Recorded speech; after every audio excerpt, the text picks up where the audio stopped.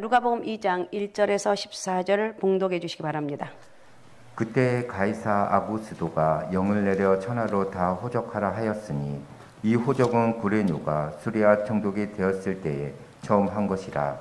모든 사람이 호적하러 각각 고향으로 돌아가매 요셉도 다윗의 집 족속이므로 갈릴리 나사렛 동네에서 유대를 향하여 베들레헴이라 하는 다윗의 동네로 그 약혼한 마리아와 함께 호적하러 올라가니 마리아가 이미 잉태하였더라. 거기 있을 그때에 해산할 날이 차서 첫 아들을 낳아 강보로 싸서 구유에 누였으니 이는 여간에 있을 곳이 없음이러라. 그 지역의 목자들이 밤에 밖에서 자기 양떼를 지키더니 주의 사자가 곁에 서고 주의 영광이 그들을 두루 비추매 크게 무서워하는지라. 천사가 이르되 무서워하지 말라. 보라, 내가 온 백성에게 미칠 큰 기쁨의 좋은 소식을 너희에게 전하노라. 오늘 다윗의 동네에 너희를 위하여 구주가 나셨으니 곧 그리스도 주시니라. 너희가 가서 강보에 쌓여 구유에 누여 있는 아기를 보리니 이것이 너희에게 표적이니라 하더니 호련히 수많은 천군이 그 천사와 함께 하나님을 찬송하여 이르되 지극히 높은 곳에서는 하나님께 영광이요 땅에서는 하나님이 기뻐하신 사람들 중에 평화로다 하니라. 아멘. 자, 오늘은 너희를 위하여 구주가 나셨다입니다. 너희를 위해서 구주가 나셨다. 덴마크의 신학자이자 철학자인 키에르케고르는 성탄에 대해서 어떻게 설명할까 생각하다가 동화를 만들었다고 그러죠. 어느 왕이 자신의 아내를 구하기 위해서 여러 곳으로 찾아다니다가 한 시골에서 마음에 드는 처녀를 보았습니다. 그런데 그녀의 신부는 하녀였습니다. 왕은 궁궐에 돌아와 어떻게 그녀의 신부를 맞을 수 있을지 고민을 했습니다. 단순히 그녀를 아내로 맞는 일이라면 왕의 권력을 이용해서 강제로라도 데려올 수가 있었지만 이 왕은 그녀를 진심으로 사랑하며 마음도 얻기 원했기 때문에 그러지 않았습니다. 그러자 궁궐의 지혜자가 왕에게 조언하기를 하인의 옷을 입고 그녀와 같은 위치에서 친해지라고 했습니다. 왕은 이 조언을 따라서 하인의 옷을 입고 그녀가 사는 동네로 가서 그녀와 친해졌고 결국은 혼인까지 하게 되었다는 이야기입니다. 자, 예수님께서는 왕의 신분을 가지셨지만 우리를 사랑하셔서 인간의 몸을 입고 춥고 축축한 마국간 가장 낮은 자리로 오셨습니다. 찰스 스폴전 목사님 말하기를 성탄은 하나님께서도 겸손하게 이 세상에서 태어나신 것이라고 말했습니다. 예수님은 가난한 마음을 가지고 심령이 가난한 자들의 왕이 되기 위해서 이 땅에 오셨습니다. 빈부귀천 없이 누구나 찾아가서 만날 수 있는 분으로 누구나 예수 그리스도를 영접하면 하나님의 자녀가 되는 엄청난 이 특권을 주셨다는 거예요. 우리는 만약에 돈이 많아야지 뭐가 어때야지 그러면 자격 없는 사람이 수두룩할 것입니다. 그러나 누구든지 지난주에 말씀드렸듯이 예수 그리스도를 나의 주님으로 영접한 사람은 하나님의 자녀가 된다는 것입니다. 그죠? 우리는 하나님의 자녀가 되었다는 거예요. 성탄절은 예수님께서 인간의 몸을 입고 말씀이 육신이 되어서 이 땅 위에 온 인류를 죄에서 구원하기 위해서 오신 날입니다. 온 인류의 축복이라는 것입니다. 우리는 매일 성탄을 경험하며 우리 삶 가운데 찾아오신 주님을 경배하고 매 순간순간 주님이 나를 위해서 오셨어. 성탄이죠. 주님이 나를 위해서 내 죄값을 치르기 위해서 오셨어. 이렇게 하면서 오늘 여러분 예배 드리면서 여러분 가슴 속에 예수님의 은혜로 꽉 채워져서 기뻐하며 감사하며 돌아가시기 바라고. 내가 주님을 만났어. 내가 이렇게 내 마음이 기쁜 이유가 뭘까? 나는 삶의 모든 문제에 내 마음대로 되는 게 하나도 없는데 왜 나의 영혼은 기쁜 거야? 왜 영혼은 이렇게 내 영혼이 말할 수 없는 이런 은혜가 있는 이유가 뭐냐? 하나님의 은혜가 임했기 때문에 그렇다는 거예요. 어저께 고린도전서를 쭉 읽다가 쭉 은사장이 나오고 쭉 나오는데 나 이런 거 다 없지만 다 이런 것보다 더 큰 능력이 뭐냐? 그러면서 제가 늘 알았던 말씀인데 이게 뭐지? 이러면서 13장을 넘어가니까 모든 완성은 사랑이구나. 그죠? 주님이 이 땅에 오신 것도 우리를 사랑했기 때문에 이 땅에 오신 거예요. 가정에서도 여러분 사랑하면 모든 것이 회복이 되고 하나님의 축복이 있는다는 거예요. 그래서 오늘 우리는 하나님의 은혜가 여러분 가운데 있으시기 바라고 사랑으로 가득 채워져서 아셨습니까? 아내는 남편을 사랑하고 남편이 먼저 아내를 사랑하고 우리 서로 사랑하면서 아름다운 가정을 이루어 가시기 바랍니다. 자, 2장 11절 오늘 요절 말씀인데 11절 한번 읽어주시기 바랍니다. 11절. 오늘 다윗의 동네에 너희를 위하여 구주가 나셨으니 곧 그리스도 주시니라. 아멘. 오늘 다윗의 종래에 너희를 위해서 구주가 나셨으니 그리스도 주다고 얘기하고 있습니다. 오늘 말씀은 누가가 전한 성탄 메시지인데 이 누가는 아기 예수님의 탄생이 온 백성에게 미칠 큰 기쁨의 좋은 소식이라고 말하고 있습니다. 그래서 오늘 우리는 왜 예수님의 탄생이 온 백성에게 미칠 큰 기쁨의 좋은 소식인지를 한번 생각해. 너무 잘 알겠지만, 너무 정말 듣고 또 들어서 너무 잘 알지만, 그래도 처음 들은 것처럼 내 영혼이 주님을 만나고 기뻐하며, 이게 하나님의 은혜구나. 이런 은혜 역사가 오늘 있으시기 바랍니다. 그래서 오늘 말씀을 통해서 우리들의 심령에 성탄의 은혜와 기쁨이 충만하시기를 바랍니다. 성탄의 은혜, 기쁨. 내 영혼이 기쁨이 충만한 거예요. 자, 1절 한번 읽어주시 바랍니다. 1절. 그때 가이사 아구스도가 영을 내려 천하로 다 호적하라 하였으니. 예. 예수님께 탄생한 시대는 로마 제국이 오늘날 미국처럼 세계에서 유일한 초강대국으로서 세계를 다스리고 있었습니다. 로마 황제 가이사 아구스도는 로마의 평화라는 정치 슬로건을 내걸고 당시 전 세계를 지배하고 있었습니다. 그 의미는 초강대국인 로마 제국이 전 세계를 다스릴 때만이 세계는 전쟁이 없는 평화를 유지할 수 있다는 것입니다. 그러나 이는 어디까지나 정치 슬로건에 불과했습니다.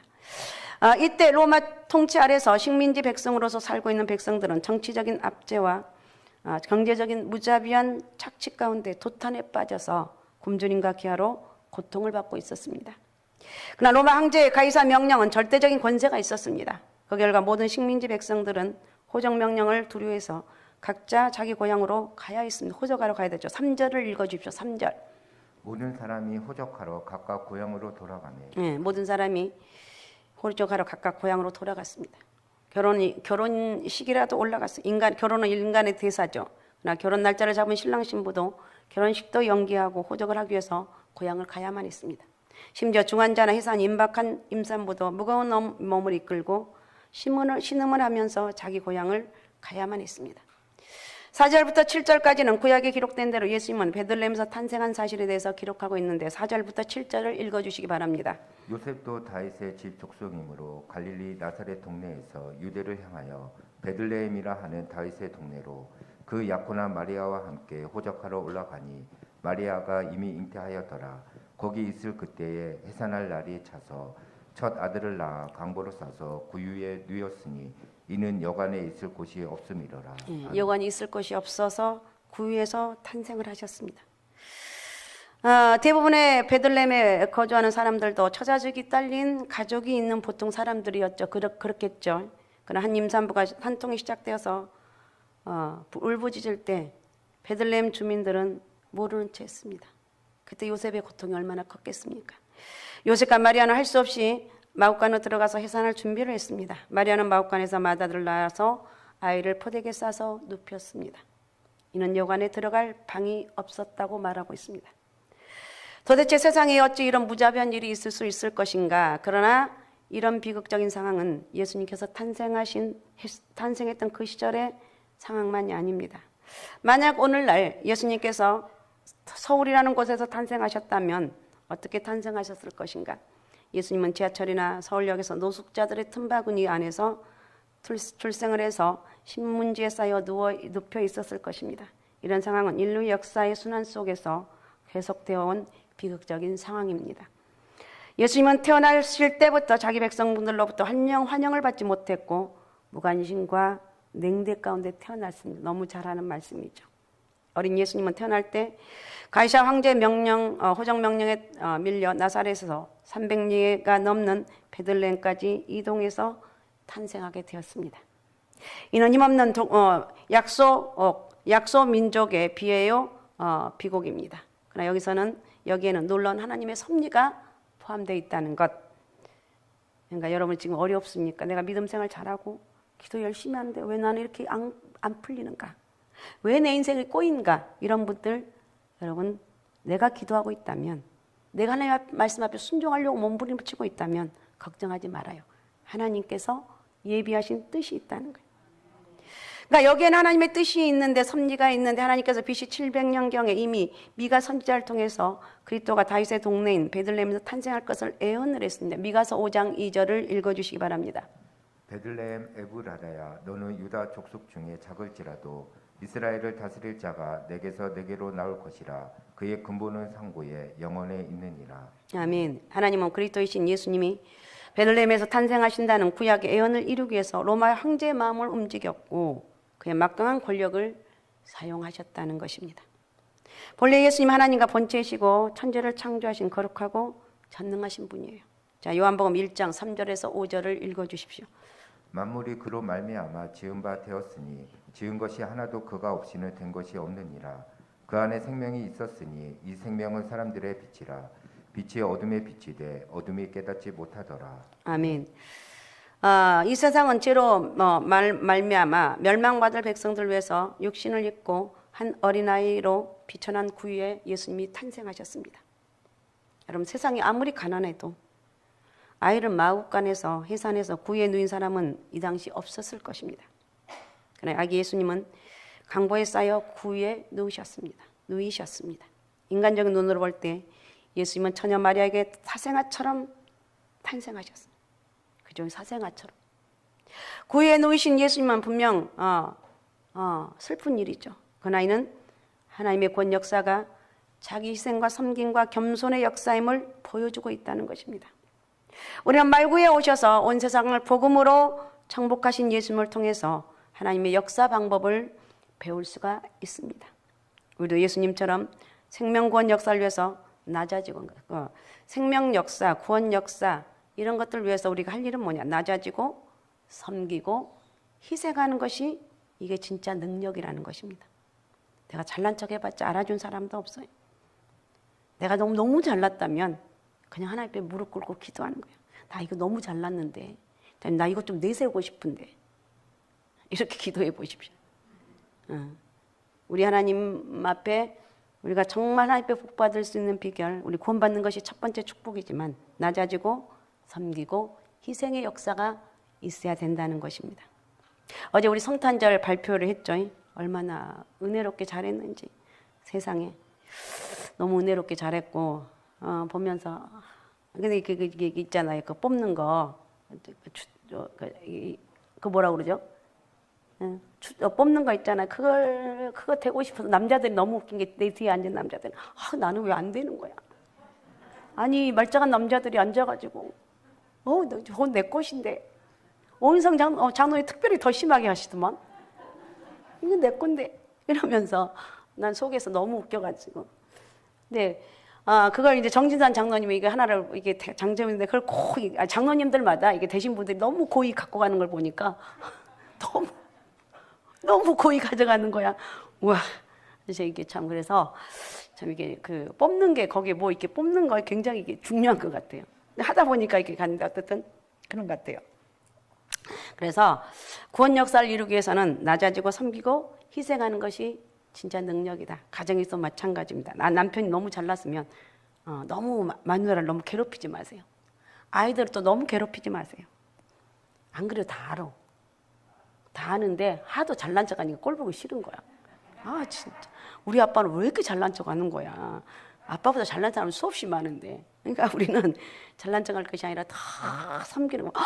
우리 아빠는 저렇게 괜찮은, 우리 남편은 저렇게 괜찮은 거야. 이렇게.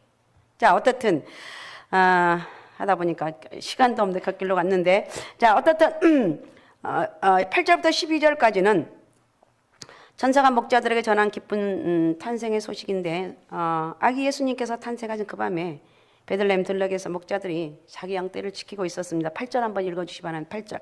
그 지역의 목자들이 밤에 밖에서 자기 양떼를 지키더니 네. 그때 주의 사자가 곁에 서고 주의 영광이 저희에게 두루 비쳤습니다. 그 무서워했죠. 크게 목자들이. 천사가 말합니다. 10절에서 11절. 천사가 이르되 무서워하지 말라. 보라, 내가 온 백성에게 미칠 큰 기쁨의 좋은 소식을 너희에게 전하노라. 오늘 다윗의 동네에 너희를 위하여 구주가 나셨으니 곧 그리스도 주시니라. 아멘. 예. 큰 기쁨의 소식을, 좋은 소식을 너희에게 전하노라. 오늘 다윗의 동네에 너희를 위해서 구주가 나셨으니 곧 그리스도 주라 그랬습니다. 천사는 왜 구주 탄생의 중요한 소식을 지체 높은 왕족이나 대세상에게 전하지 않고 비천하고 냄새나는 목자들에게 전했을까요? 이런 목자들은 밤에 깨어서 충성스럽게 자기 사명을 감당할 수 있었고 그들의 마음이 겸손해서 천사들의 성탄 메시지를 영접할 준비가 되어 있었다고 이렇게 생각하면 됩니다. 자, 우리가 천사들을 통해서 말씀을 통해 천사들의 말씀을 통해서 아기 예수님 어떤 분인가 11절을 다시 한번 읽어주기 바랍니다. 11절. 오늘 다윗의 동네에 너희를 위하여 구주가 나셨으니 곧 그리스도 주시니라. 아멘. 첫 번째 아기 예수님이 약속된 메시아입니다. 아기 예수님은 구약 성경에 예언된 대로 다윗의 동네에서 탄생하신 약속된 메시아임을 말해주고 있는데, 자, 하나님은 창세기 3장 15절에서 이렇게 말합니다. 내가 너로 여자와 원수가 되게 하고 내 후손도 여자의 후손과 원수가 되게 하리니 여자의 후손은 내 머리를 상하게 할 것이요 너는 그의 발꿈치를 상하게 할 것이니라 하시고. 아멘. 여자의 후손 가운데 세상에 구주를 보내시겠다고 약속을 하셨습니다. 이것을 우리는 창세기 3장 15절 무슨 복음이라고 그럽니까? 원수의 복음이라고 그러죠. 세상 사람들은 약속을 많이 하죠. 약속을 쉽게 합니다. 그런데 카네기 보고서에 의하면 사람 보통 하루에 거짓말 한 20번 정도 한대요. 그리고 하루에 5번 정도 약속을 어기는 사람은 그래도 양호한 편이다 이렇게 얘기해요. 우리는 거짓말, 약속도 수없이 어기고 살아갑니다. 오늘 우리 한국의 젊은이들을 요즘 젊은 사람들 보면 사랑을 하고 사랑의 약속과 맹세를 수없이 하지만 젊은이들은 이거 한 10년 전에 저기 한 거니 한 34개월 전에 지금 훨씬 더 빠르게 헤어지죠. 그러나 하나님은 한 번 약속하신 그 약속을 절대로 지키시는 분이다. 하나님은 세상에 구주를 보내실 걸 약속을 하셨고 하나님이 가장 하나님 중요하게 여기는 게 약속인 것 같아요. 이건 한 가지 예를 든다면 약속이. 이를 위해서 하나님은 한 사람 아브라함을 통해서 인류 구속 역사를 시작을 하셨습니다. 창세기 12장 2절입니다. 내가 너로 큰 민족을 이루고 내게 복을 주어 내 이름을 창대하게 하리니 너는 복이 될지라. 아멘. 그리고 다윗에게 그 약속을 경고하게 합니다. 자, 이사야 11장 1절입니다. 이새의 줄기에서 한 싹이 나며 그 뿌리에서 한 가지가 나서 결실할 것이요. 그 후에 42대에 걸친 긴 세월이 지난 후에 드디어 하나님은 세상 만민을 죄로부터 구원하시고자 구주신 예수님을 이 땅에 보내셨습니다. 어떻게 구유에 누워있는 연약한 아기가 만백성의 구주가 된단 말인가? 그럼 비록 가난할지라도 하나님의 약속을 통해서 이 세상에 오신 구주이기 때문에 그렇다는 거예요. 약속으로 오신 분이기 때문에 그렇다는 거예요. 그래서 아기 예수님은 선지자들을 통해서 성경에 수없이 약속하신 메시아라는 것입니다. 메시아가 바로 예수 그리스도, 나를 구원하신 유일한 분이 바로 예수 그리스도라는 거예요. 자, 11절을 다시 한번 읽어주시기 바랍니다. 11절. 오늘 다윗의 동네에 너희를 위하여 구주가 나셨으니 곧 그리스도 주시니라. 아멘. 아기 예수님은 두 번째 그리스도 주라는 거예요. 그리스도 주란 하나님으로부터 기름 부음을 받은 구주라는 의미입니다. 이 세상에는 문제가 얼마나 많습니까? 그러나 가장 근본적이고 심각한 문제는 인간의 죄와 죽음과 심판의 문제입니다. 성경 말씀은 아담 한 사람의 불순종으로 말미암아 죄가 세상에 들어왔다고 말하고 있습니다. 세월이 갈수록 왜 인간들은 악해져만 가는가? 이선 인간들의 죄 때문에 더 악해질 거예요. 더 험악하고, 그러니까 우리는 하나님의 은혜 안에 꼭 있어요. 하나님 나를 지켜주세요. 우리 가정을 지켜주세요. 우리 자녀들을 지켜주세요. 하나님 은혜로 살아게 하소서. 죄는요, 사람을 심히 병들게 합니다. 그리고 사람을 못쓰게 만들어버립니다. 이 세상은 급격한 산업화로 인해서 인간은 소외되고 인간성을 상실한 결과 사람들은 공허하고 불안하고 절망 가운데 빠지게 되어서 행복하지 못하게 되었습니다. 오히려 두려움과 염려와 스트레스로 고통을 받고 신음하고 있습니다. 의외로 스트레스 받고 고통받는 분들이 많이 있습니다. 사탄은 문화라는 이름으로 포장해서 소설, 영화, 음악, 만화, 인터넷, 핸드폰, 요즘 핸드폰이 대세죠. 영상 매체를 교묘하게 타서 청소년과 청년들을 죄에 빠뜨리고 있다는 것입니다. 그래서 이 지구촌은 아마 소돔과 고모라와 같이 점점 죄악의 왕국이 되어가고 있다는 것입니다. 그러나 죄는 결코 가볍게 생각할 것이 아니라는 것입니다. 죄는 반드시 흔적을 남기고 그 대가가 반드시 있습니다. 죄는 사람에게 죄의 열매 즉 죽음의 고통을 당하게 하는데 로마서 6장 23절을 읽어주시기 바랍니다. 죄의 삭은 사망이요 하나님의 은사는 그리스도 예수 우리 주 안에 있는 영생이니라. 아멘. 죄의 삭은 사망이고 하나님 은사는 그리스도 예수 우리 주 안에 있는 영생이라고 그랬습니다. 죽음으로 끝나지 않습니다. 히브리서 9장 27절은 이렇게 말합니다. 한 번 죽는 것은 사람에게 정해진 것이요 그 후에는 심판이 있으리니. 죽음은 괜찮은데 심판이 있다는 거. 심판을 받고 영원히 꺼지지 않는 지옥불에 던져서 고통을 받게 된다는 거예요. 이것이 둘째 사망입니다. 그러나 예수님은 우리의 죄와 죽음으로부터 구원하기 위해서 이 땅에 오신 그리스도 주라는 것입니다. 자, 그러면 예수님은 어떤 죄에서 우리를 구원했는가? 우리를 절망과 운명주의에서 구원했습니다. 오늘날 한국은 정말 실업률이 최악에 달한, 한국뿐만 아니라 세계가 그런 것 같습니다. 취직하기가 낙타가 바늘기 들어가는 것 같이 어렵다고 그럽니다. 어떤 사람은 형제는 직장을 위해서 300번째 원서를 냈지만 딱지를 받았다고 합니다. 이렇게 보니까 얼마나 우리는 절망할 수밖에 없습니다. 그러나 우리 구주님은 우리의 운명적인 상황과 절망 가운데 구원하시는 것, 우리가 예수 그리스도를 잘 믿고 믿음 안에 가게 되면 하나님이 우리의 길들을 열어주시고 하나님 앞에 축복의 길, 내가 상상할 수 없는 길을 예비하고 있다는 것을 잊지 마시기 바랍니다. 할렐루야. 그러니까 우리를 절망과 운명주의로부터 구원하신 분은 오직 예수 그리스도밖에 없다는 것.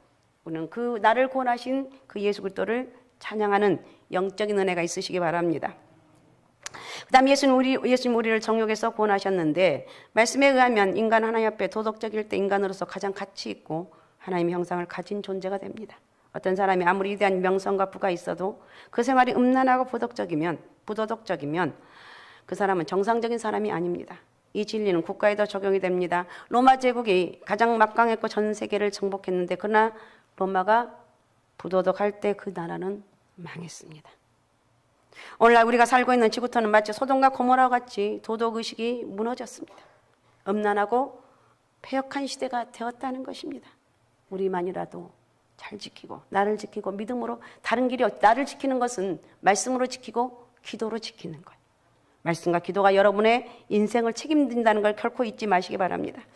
그 다음에 예수님은 우리를 이기심의 죄로부터 구원하셨다는 것.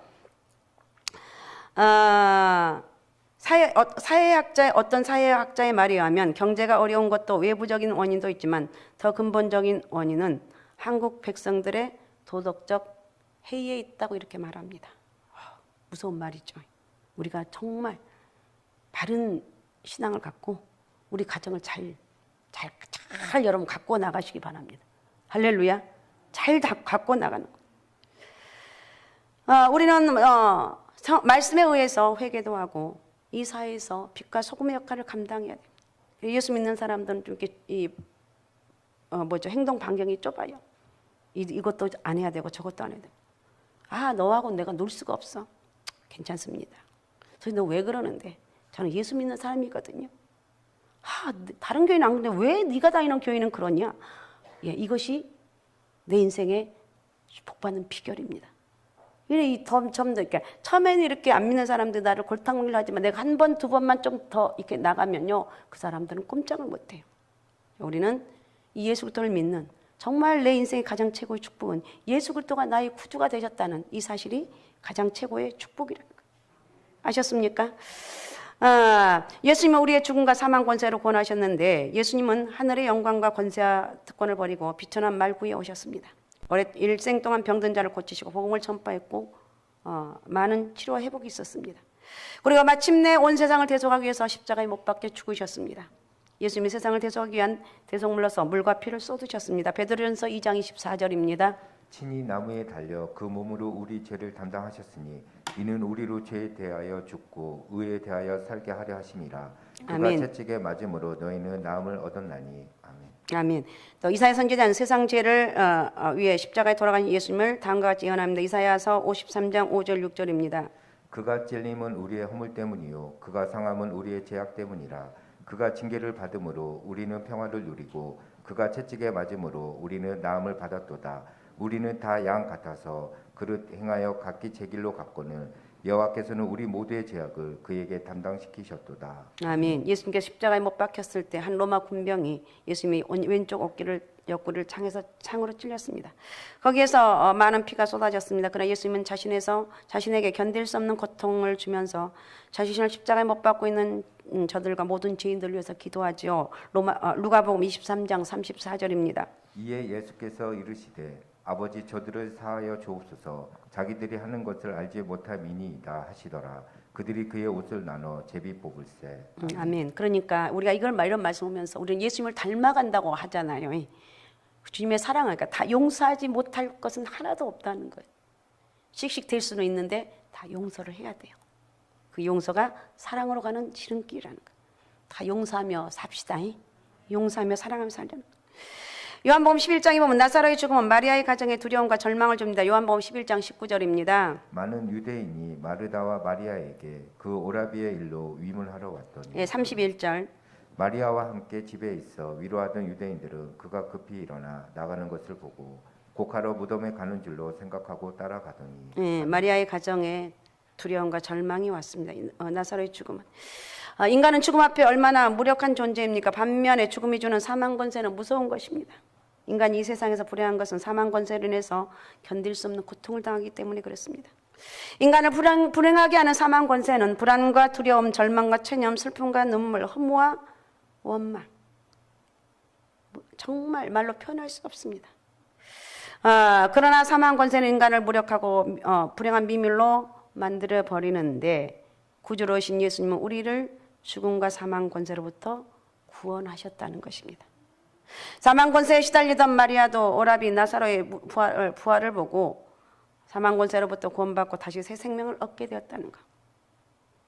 우리를 죽음과 사망 권세에서 구원하신 우리 예수님을 찬양합니다. 할렐루야, 주님을 찬양합니다. 자, 아기 예수님은 하나님께 영광이고 사람에게는 평화입니다.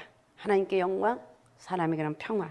성탄의 천사의 성탄 소식이 끝나자 허다한 천군이 찬양을 합니다. 13절 14절을 읽어주시기 바랍니다.